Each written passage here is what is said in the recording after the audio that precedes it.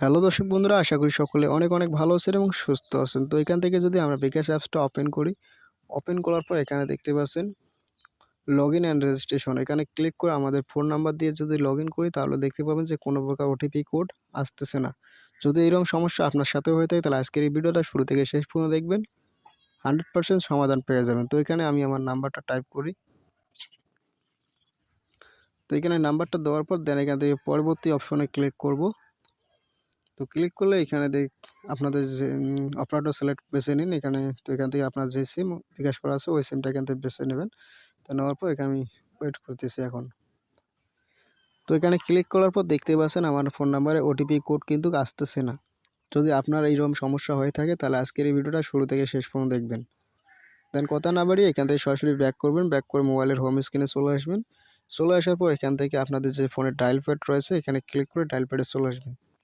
চলে এসে এখানে *247# ডায়াল করে আপনার যে সিমে বিকাশ অ্যাকাউন্ট তৈরি করা রয়েছে ওই সিম দিয়ে এখানে ডায়াল করে দেবেন। 1 হলে 1, 2 হলে 2। তো যেহেতু আমার 2 দিয়ে বিকাশ করা রয়েছে 2 সিমে ক্লিক করে দিলাম।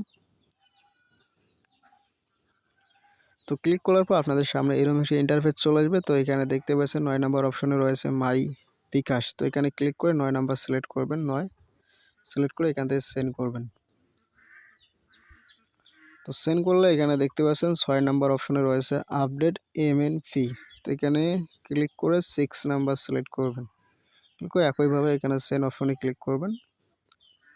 তো ক্লিক করলে এখানে দেখছেন আপডেট এমএনপি। 1 নম্বরে রয়েছে গ্রামীণ অর্থাৎ জিপি, 2 নম্বরে রয়েছে রবি অ্যান্ড এয়ারটেল, 3 নম্বরে রয়েছে বাঙালিং, 4 নম্বরে রয়েছে টেলিটক। তো যাদের গ্রামীণ সিম দিয়ে বিকাশ অ্যাকাউন্ট করা আছে তারা এখান থেকে 1 ক্লিক করবেন, ক্লিক করে সেন্ড করবেন। আর যাদের রবি অথবা এয়ারটেল সিমে বিকাশ করা রয়েছে তারা এখান থেকে কী করবেন, 2 সিলেক্ট করে সেন্ড করবেন, 2 ক্লিক করে। আর যাদের বাঙালিং সিমে বিকাশ করা রয়েছে তারা এখান থেকে 3 অপশনে সিলেক্ট করে সেন্ড বাটনটা ক্লিক করবেন। আর যাদের টেলিটক সিমে বিকাশ করা হয়েছে তারা এখানে 4 ক্লিক করে সেন্ড করবেন। যেহেতু আমার গ্রামীণ দিয়ে বিকাশ করা তাই এখানে আমি কি করব, 1 ক্লিক করব। 1 ক্লিক করে এখান থেকে সেন্ড করব। সেন্ড করলে আপনার বিকাশের পাসওয়ার্ডটা এখানে চাইবে, অবশ্যই পাসওয়ার্ডটা দিয়ে দিবেন। তো এখান থেকে আমি আমার বিকাশের পাসওয়ার্ডটা দিয়ে দিই। তো পাসওয়ার্ড দেওয়ার পর এখান থেকে সেন্ড করবেন। তো ক্লিক করলে এখানে দেখতে পাচ্ছেন thank you, your information has been updated successfully. তো এখান থেকে দেখতে পাচ্ছি আমার কিন্তু সাকসেসফুলি হয়ে গেল। এখন আমরা এখান থেকে কী করবো, বিকাশ যে অ্যাপসটা রয়েছে অ্যাপসটা আমরা এখান থেকে কী করবো, আনইনস্টল করে দেবো। তো আনইনস্টল করার পর এখান থেকে প্লে স্টোরে চলে যাবেন। চলে আসার পর এখানে সার্চ করবেন বিকাশ, বিকাশ লিখে সার্চ করে বিকাশ অ্যাপসটা আবার ইনস্টল করবেন। তো বিকাশটা ডাউনলোড হওয়ার পর এখান থেকে ওপেন করবেন। ওপেন করার পর যেগুলো পারমিশন চাইবে এখান থেকে অ্যালাউ করবেন, সবগুলো লোকেশন চাইতেছে সবগুলো অ্যালাউ করে দেবেন। দেওয়ার পর থ্যাঙ্কস। তো এখান থেকে দেখতে পাচ্ছেন এখান থেকে লগ ইন অ্যান্ড রেজিস্ট্রেশন, এখানে ক্লিক করবেন। ক্লিক করে আপনার নাম্বারটা এখানে দিয়ে দিবেন।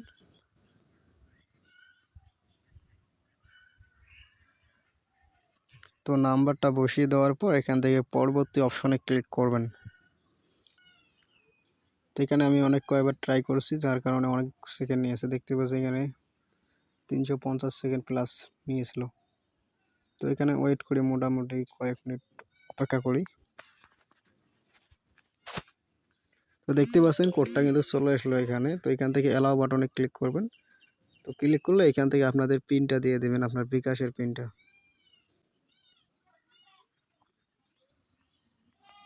তো বিকাশের পিনটা দেওয়ার পর এখানে পরবর্তী করবেন, তাহলে দেখতে পাচ্ছেন যে আপনার বিকাশটা লগ ইন হয়ে গেল। দেখতে পাচ্ছেন এখন বিকাশটা কিন্তু লগ ইন হয়ে গেল। তো আশা করি বুঝতে পারছেন। আর যাদের এই কাজগুলো করার পরে যাদের লগ ইন হচ্ছে না, ওটিপি কোডটা আসতেছে না, তাদের জন্য অবশ্যই একটা কথা বলে দিই, 2 ঘন্টা পর আবার ট্রাই করবেন। আর যাদের সমাধান হয়েছে আজকের এই ভিডিওটা দেখে তারা অবশ্যই চ্যানেলটা সাবস্ক্রাইব করবেন, ভিডিওতে একটা লাইক করবেন এবং কমেন্ট বক্সে কমেন্ট করে জানাবেন।